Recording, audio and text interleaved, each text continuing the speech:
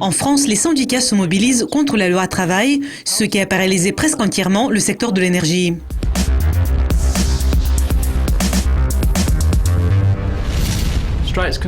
Les grèves causées par une nouvelle législation du travail se poursuivent en France. Le syndicat le plus puissant français, CGT, a bloqué 6 des 8 raffineries de pétrole de la France et la plupart des dépôts de carburant. Et il projette actuellement de perturber la production d'énergie des centrales nucléaires à travers le pays. Le syndicat demande de supprimer cette nouvelle loi travail qui rend plus facile aux employeurs de licencier du personnel, négocier un congé spécial et réduire le salaire. Les manifestations durent depuis plusieurs jours et les deux parties restent fermes dans leur position. Les manifestations pourraient se poursuivre jusqu'au championnat d'Europe de football de cette année.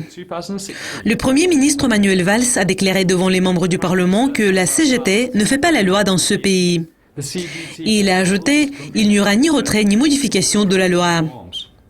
Il y a eu des affrontements des manifestants avec la police qui a utilisé des canons à eau pour mettre fin au blocage d'un dépôt de carburant dans le nord de la France.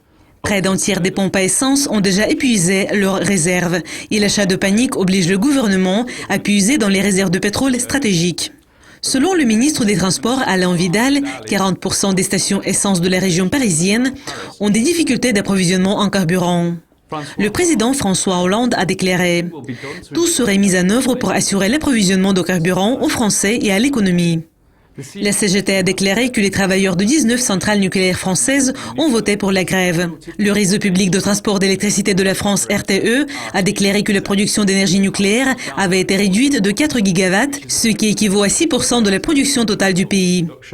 La France dépend de l'énergie nucléaire, qui représente 75% de l'électricité consommée dans le pays.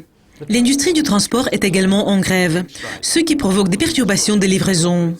Plus de 15% des vols de l'aéroport de Paris-Orly ont été annulés. Il y avait de retard à Roissy-Charles de Gaulle.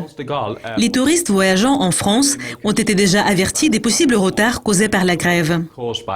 Nous devons attendre pour voir si l'Euro 2016 sera affecté par cette grève.